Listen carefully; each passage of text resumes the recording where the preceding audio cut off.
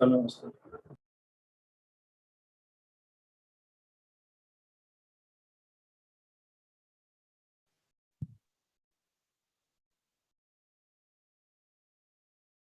Hello अमन। नमस्ते sir. Hello. Hello. अरे आवाज पहुंच रही है क्या कोई सबको? हेलो। हाँ जी, आ रही है सर आवाज। हेलो। हाँ सर, आ रही है आवाज। आ रही है भाई। तुम लोगों ने कुछ काम किया है जी नहीं सर। किया? हाँ जी सर, पढ़ा है। कुछ डाउट है क्या? पहले तो ये बता दो जरा, जो पढ़ाया अब तक उसमें।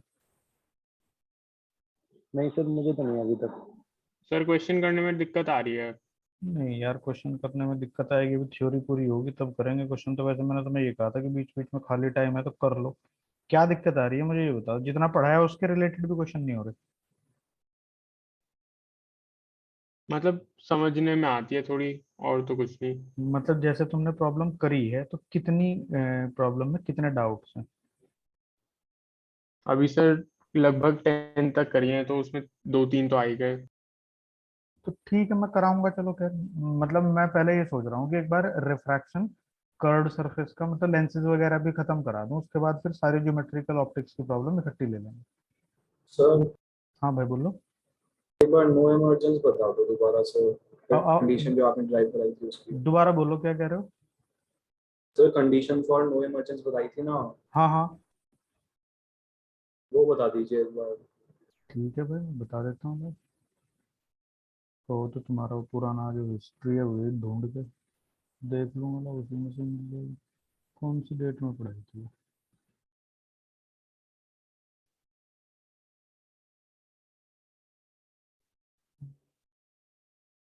ये है शायद।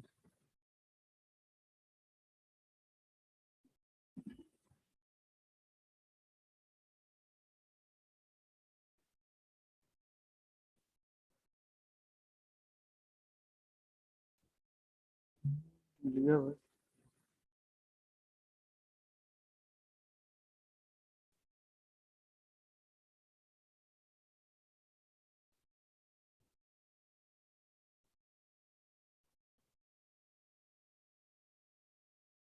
चलो मैं जरा इसमें तो शेयर करता हूँ। क्या खुल जाता है यार, पता नहीं इसमें बदलने। देखना भाई जरा, कुछ दिखाई दे रहा है कि? Yes sir. Yes sir.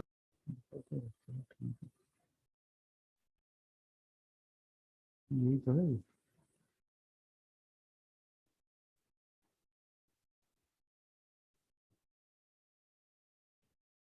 ये है, देखो मैंने तुम्हें क्या बताया था भाई कि कोई भी लाइट रे, अगर मान लो हम इंसिडेंट करते हैं प्रिज्म के ऊपर और हम ऐसा सोचते हैं कि वो बाहर ना आए। मेरी बात को ध्यान से समझना जो मैं कह रहा हूँ। Yes sir. तो अगर सेकंड सरफेस से वो बाहर नहीं आ रही है, ये तुम्हें यहाँ पे ये हाइलाइटर दिखाई दे रहा है इस जगह जो मैं घुमा रहा हूँ? कुछ नहीं सर। अरे कर्सर दिखाई दे रहा हो किसी चीज का, कंप्यूटर का घूमते है उसको? सर स्टैटिक दिख है। रहा है सर। दिख रहा है ना, इसी को देखो बस। ये देखो तुम यहाँ पे कि अगर हम ये चाह रहे हैं कि सेकंड सरफेस से इससे लाइट बाहर ना आए, तो ये जो सेकंड सरफेस के ऊपर एंगल ऑफ इंसिडेंस है R2,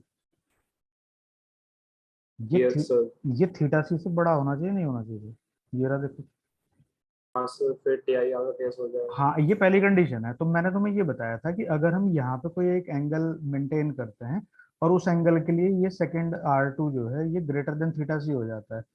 पर अगर हम इस एंगल को थोड़ा सा और बढ़ा देते हैं यस सर। तो R2 थीटा सी से कम हो जाएगा, तो लाइट फिर बाहर जाने लगेगी।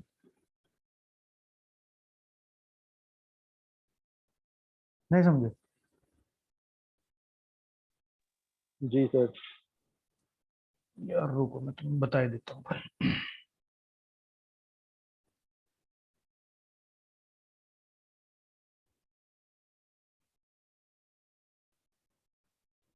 जब मैं बता रहा था तो इसका मतलब ये है कि तुमने ध्यान नहीं दिया। अब ध्यान से देखना जरूर।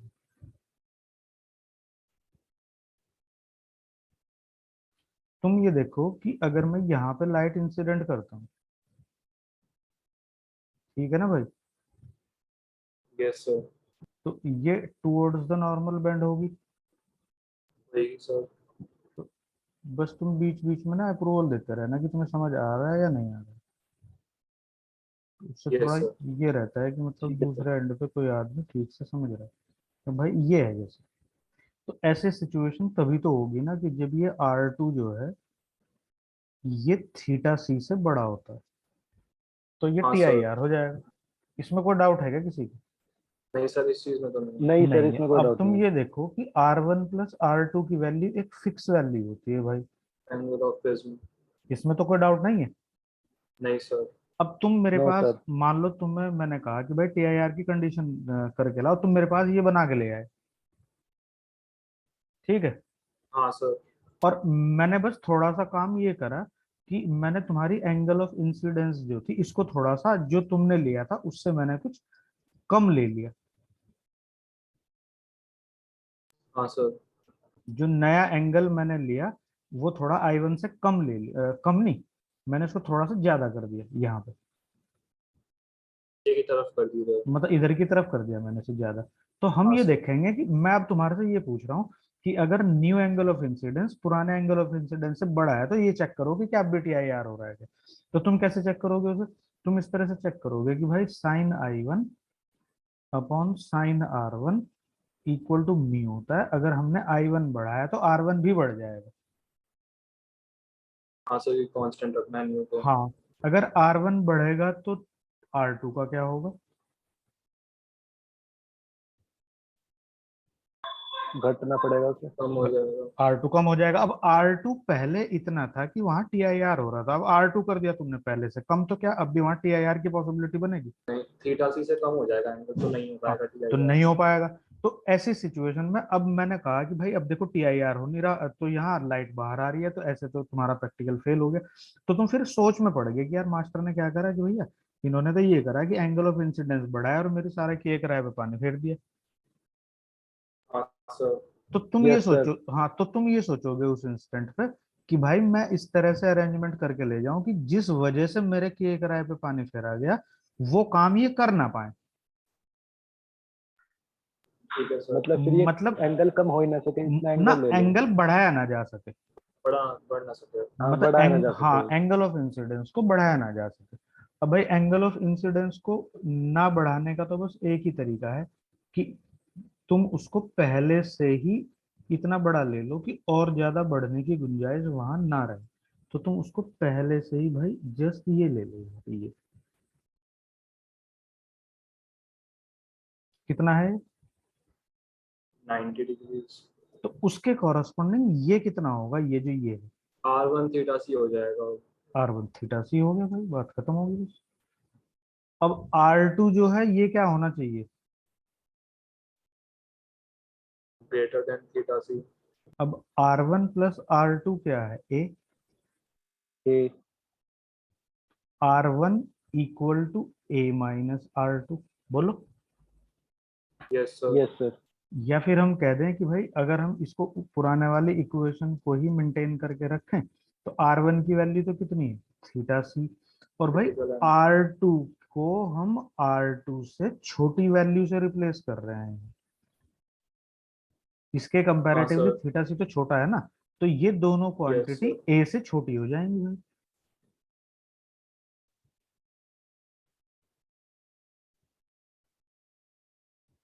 बोलो। हाँ सर, आ गया समझ।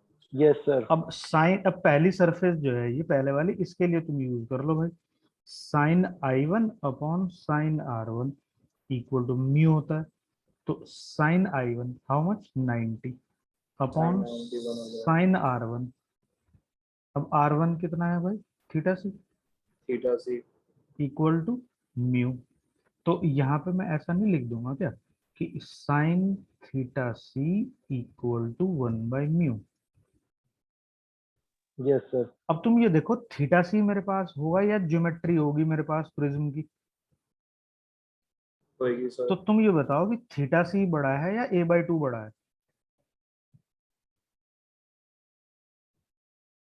यहाँ पे थीटा सी बड़ा है या a/2 बड़ा है?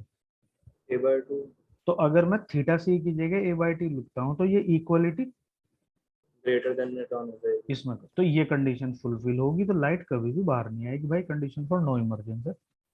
अब बोलो, अब भी नहीं समझ आई क्या? आ गया सर।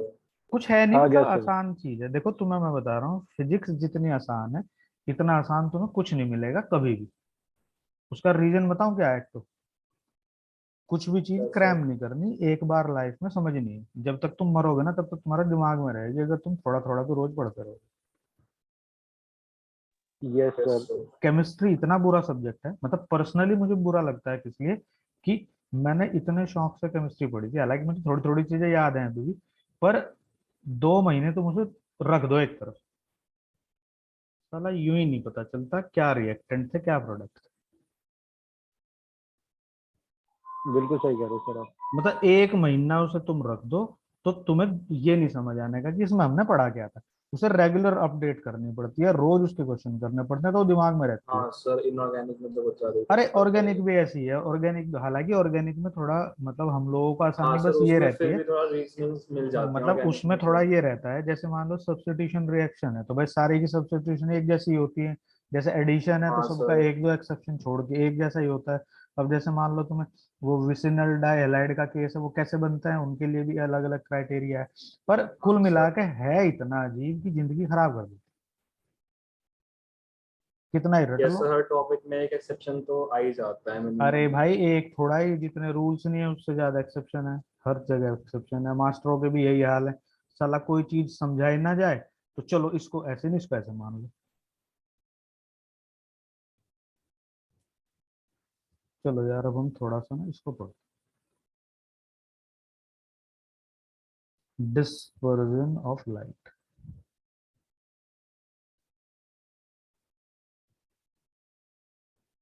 तुम थोड़ा सा इसको ध्यान से पढ़ो, उसके बाद तुम्हारी एक यूनिट बच जाएगी, तुम्हारे पास अच्छा खासा टाइम मिल सकता है रिवीजन का भी। थोड़ा सा सीरियस सा होकर पढ़ो तो लाइफ तुम्हारी ठीक हो यस सर। जाएगी। देखो डिस्पर्जन ऑफ लाइट में मैंने तुम्हें याद हो उस दिन भी थोड़ा हिंट दिया था। मैंने तुम्हें ये सर कहा था भाई डिफरेंट कि वेवलेंथ्स हाँ, कि की। अगर हमारे पास में एक मटेरियल है जिसका रिफ्रैक्टिव इंडेक्स म्यू है और इससे कोई लाइट आ रही है यहाँ, तो एयर में इस लाइट की स्पीड है c और इसके अंदर इसकी स्पीड है भाई सपोज कीजिएगा v। तो हम म्यू को कैसे लिखते हैं?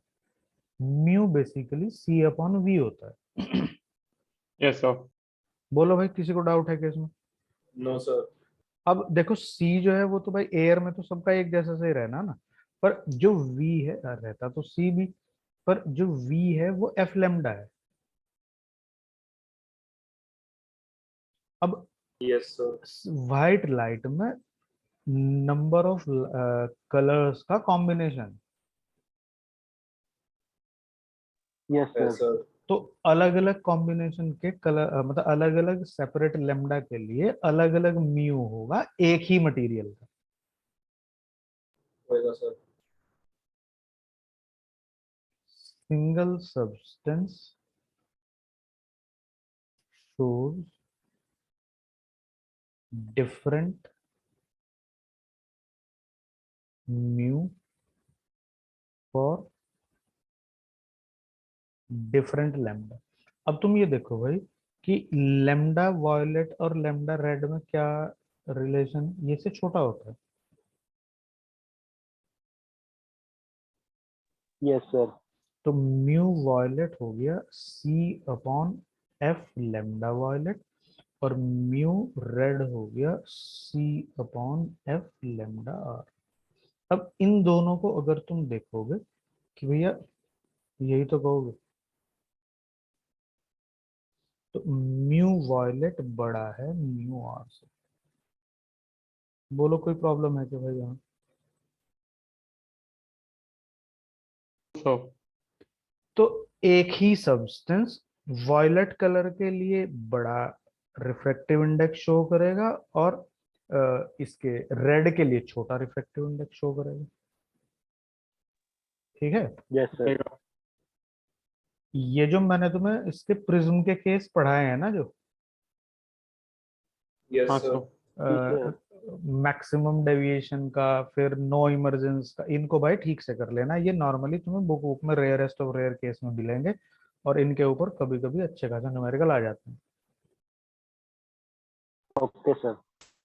अब तुम देखो, मैंने तुम्हें पढ़ाया था भाई, डेल्टा होता है म्यू माइनस 1 × ए।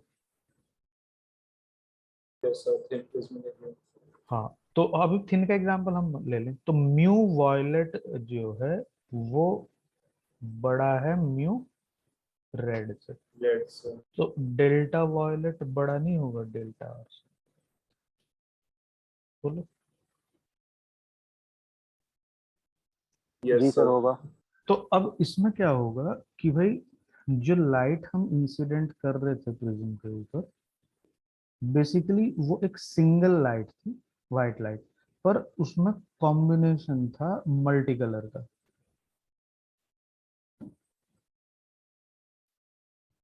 हम्म, Yes, sir. जी सर।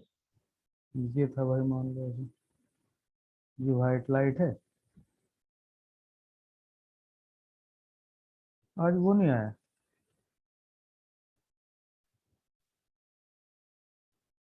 Answer. अक्षरित,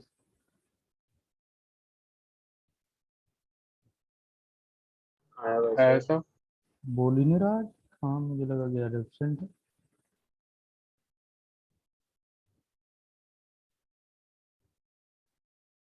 अक्षरित,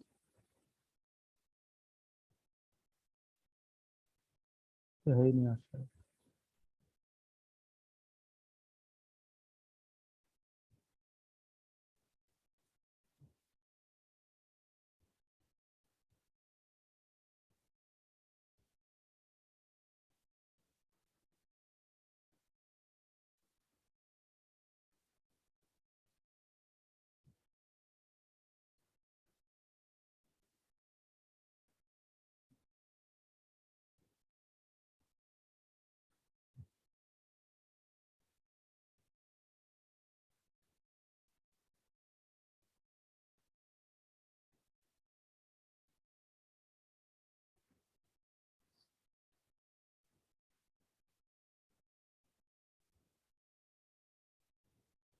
ये ऐसी सी सिचुएशन हो जाती है भाई। हाँ सर। तो इसमें क्या होगा, देखो सबसे ज्यादा डेविएशन जो है, मतलब जो सबसे ज्यादा इधर की तरफ टर्न होगा वो कौन है? Violet. वायलेट। ये रहा। सबसे लीस्ट रेड डेविएट होगी। तो जो पहले सारी सारी चीजें एक साथ मर्ज होके चल रही थी, अब वो अपने एक उस पर डिस्पर्स हो जाएंगे। समझ रहे हो ना? Yes, sir. तो अगर तुम जी यहाँ, सर। हाँ अगर तुम यहाँ पे कोई स्क्रीन यूज करते हो ऐसे, तो उस स्क्रीन पे तुम्हें क्या दिखेगा?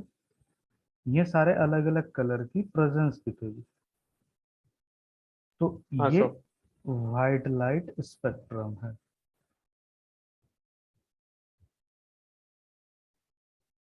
Okay sir. देखो हर एक, जितनी लेमडा, एज मैनी लेमडा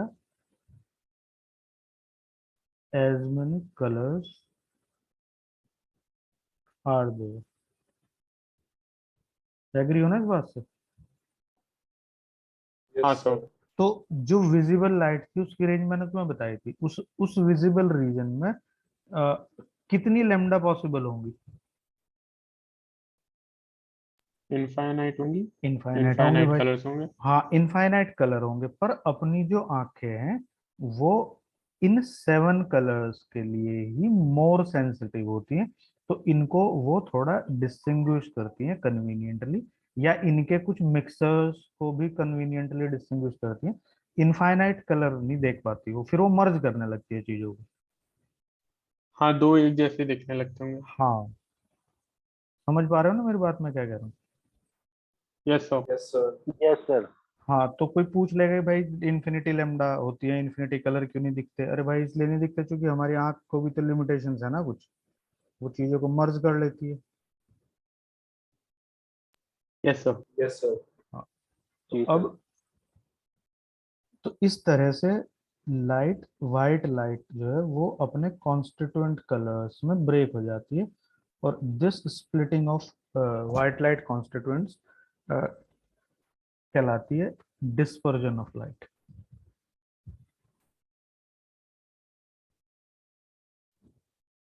आवाज चली गई क्या भाई?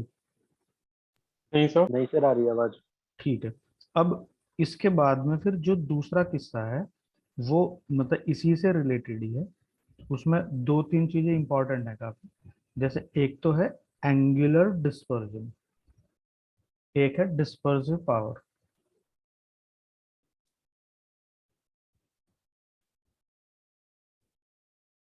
देखो जरा,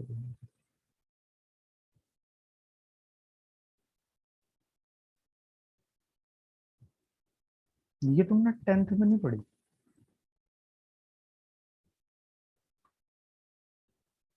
नहीं सर। काफी कुछ मिस करा यार तुमने 10th में। अच्छा तुम ये बताओ, इसमें कुछ इतना बड़ा रॉकेट साइंस है कि जिसको 10th में नहीं पढ़ाया जा सकता?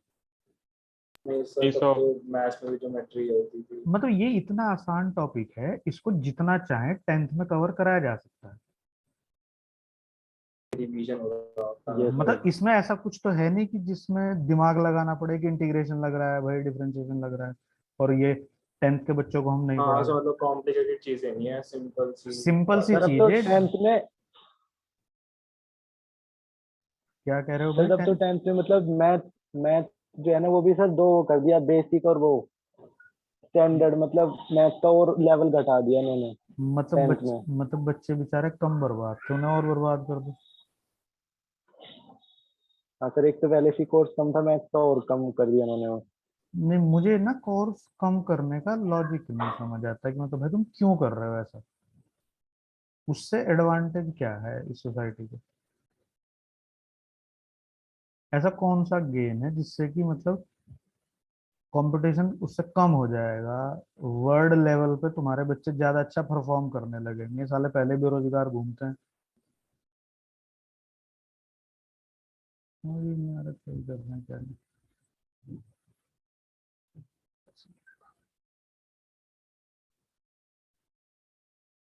यार ये गलत समझ गया भाई थोड़ा।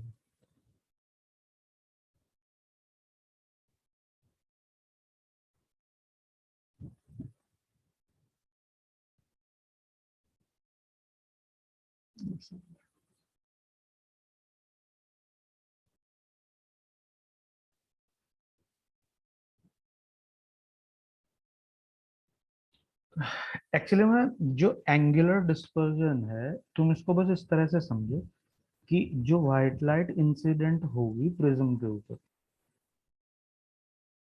ठीक है ना भाई, वो अच्छा सर। फाइनली उसका जो पूरा बंच है डिस्पर्जन के बाद कितने कोनिकल एंगल में एडजस्टेड है। समझ पा रहे हो ना मैं क्या कह रहा हूँ? हाँ सर। तुम ये देखो कि इस लाइन को अगर मैं पीछे एक्सटेंड करता हूँ तो भाई ये ऐसे ही तो जाएगी। बोलो। जी सर। और मैं अगर इस रेड वाली लाइन को पीछे एक्सटेंड करता हूँ तो भाई ये ऐसे जा रही होगी। Yes sir. तो यहाँ पे तुम ये देखो कि ये सारा का सारा जो बंच है वो इसी एंगल में एडजस्टेड है,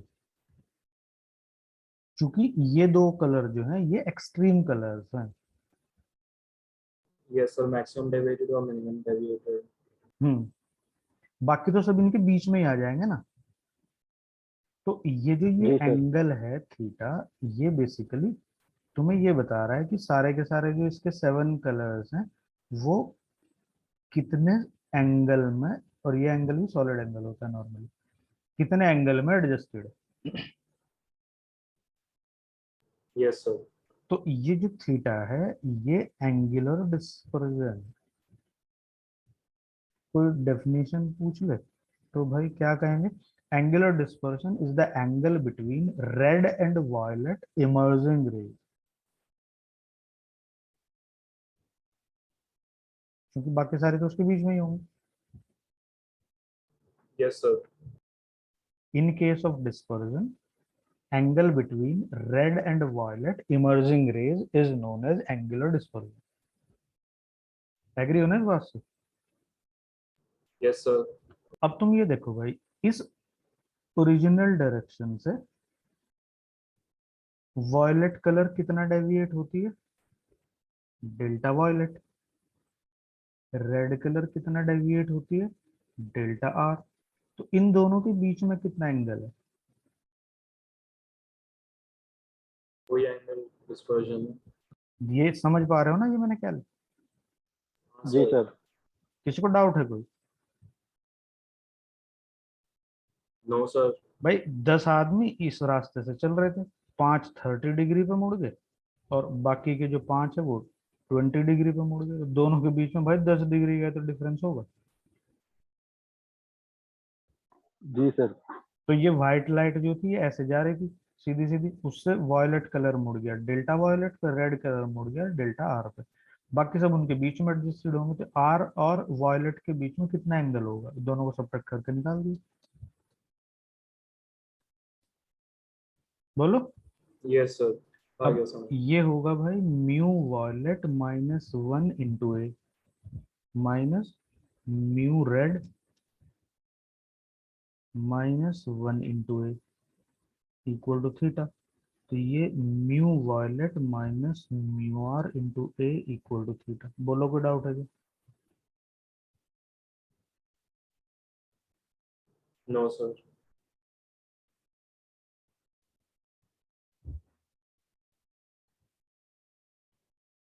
ये मटेरियल के ऊपर भी डिपेंड करता है और उस मटेरियल से बनने वाली शेप, ये तो शेप के ऊपर ही डिपेंड करता है ना। यस हाँ सर। सर। ये भाई yes, दोनों sir. पर डिपेंड करेगा। बोलो किसी को डाउट है क्या? No sir. नहीं सर। वो इस तरह के क्वेश्चन पूछ लेता है कभी कभी छोटे मोटे मेडिकल वेडिकल के या इस जेई मेंस के पेपर में कि angular dispersion is a function of या डिपेंड्स ऑन व्हाट म्यू, मतलब शेप डिपेंडेंट होता है, मटेरियल डिपेंडेंट होता है, दोनों पर डिपेंडेंट होता है। ठीक है ना भाई?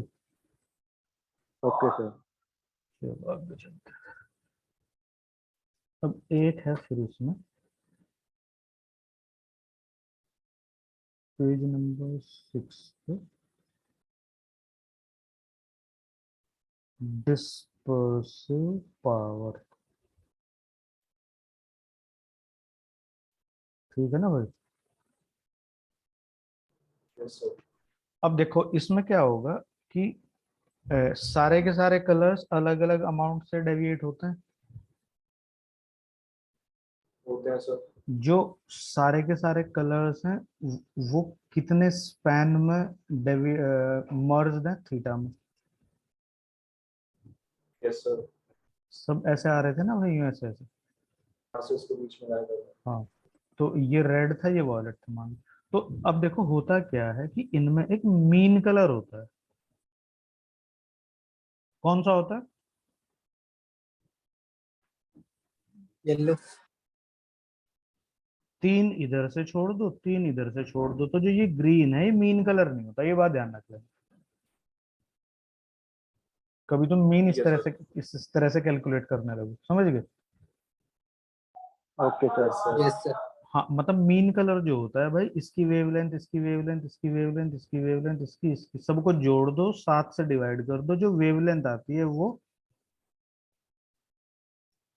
ये लोग की आती है। येलो के नियर अबाउट आती है। तो मीन कलर कौन है? येलो। Yellow colour. तो अब क्या होगा, जैसे तुम किसी प्रिज्म से डेविएशन डिस्पर्शन प्रोड्यूस कर रहे हो,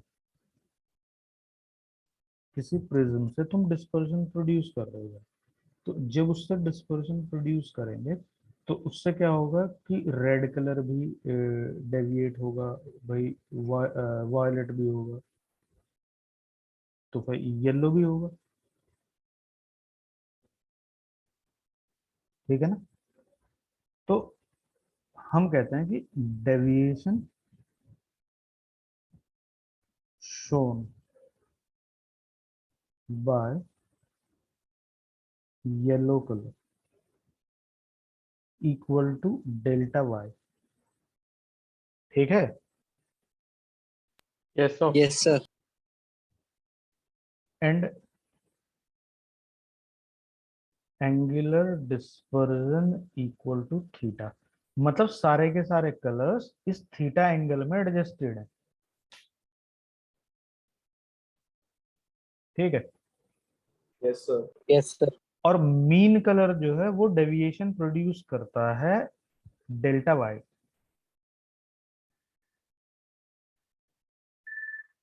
ठीक है। हाँ सर। Yes sir. तो हम ये कह रहे हैं कि जब डेल्टा वाई डेविएशन है तो एंगुलर डिस्पर्जन है थीटा। जब मीन कलर डेविएट होता है by an amount delta Y तो एंगुलर डिस्पर्जन है थीटा। समझ गए। Yes sir. जब ये 1 यूनिट डेविएशन होगा तो ये पूरा बंच कितने एंगल में एडजस्टेड होगा? थीटा अपॉन डेल्टा वाई में।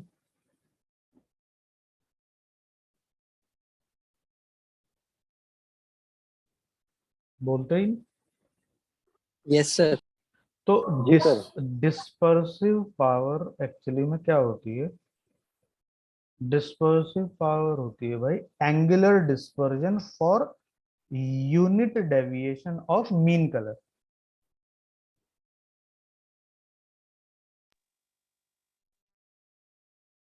मतलब अगर 1 डिग्री डेविएट होता है येलो कलर तो उस टाइम पे ये जो पूरे 7 कलर्स हैं ये कितने एंगल में आने चाहिए? Yes sir. ठीक है सर। पक्का समझ आएगा, बहुत बड़ी चीज नहीं है। ठीक है? तो ओमेगा से डिनोट करते हैं भाई डिस्पर्सिव पावर। जो पूरे 7 कलर्स हैं वो थीटा में एडजस्टेड है। जब येलो कलर डेविएट होता है by an amount delta Y, तो जब यूनिट अमाउंट डेविएट होगा येलो कलर तो ये होगा डिस्पर्सिव पावर। अब थीटा कितना लिखा था हमने? Mu violet minus mu R into A. ये कितना Yes, होगा? sir. Mu Mu yellow yellow minus, minus 1 into A. काट तो भाई इससे क्या हो गया?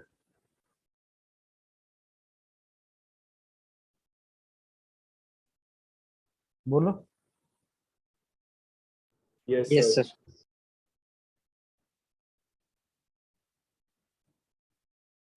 Independent of shape. Yes, sir. सिर्फ किसके ऊपर डिपेंडेंट है? Material dependent. तो प्रिज्म है, यस सर। ग्लास स्लैब है, स्फीयर है, कोन है, कोई भी मटेरियल लो सबकी डिस्पर्सिव पावर अगर मटेरियल सबका सेम है क्या होगी? Same होगी. सेम होगी, क्योंकि ये शेप डिपेंडेंट नहीं होता, सिर्फ मटेरियल डिपेंडेंट होता है। बोलो कोई प्रॉब्लम है क्या यहाँ तक? बोलो। No, sir. अब आज ना बस इतना ही करेंगे, कल तुम एक काम कर लेना अगर तुम कर सकते हो तो। एच सी वर्मा में स्पेक्ट्रम वाला एक चैप्टर है, यस जी सर। सर। उसमें भाई 2 चीजें दे रखी हैं, डेविएशन विदाउट डिस्पर्जन और डिस्पर्जन विदाउट डेविएशन। मैंने तुम्हें हालांकि उसकी वो भी भेज दी जो शीट्स हैं। नोट्स। हाँ नोट्स भेज दी। तो तुम उसे पढ़ के आ जाना, मैं फटाफट उसे एक्सप्लेन कर दूंगा और ये प्रिज्म तक का सारा सेक्शन खत्म हो जाएगा। बस तुम्हारे पास बचेगा फिर क्या, लेंस बचेगा। ठीक है ओके सर। सर। Yes, ठीक sir. है, कल मिलेंगे भाई। टाटा। Sir, no. नमस्ते।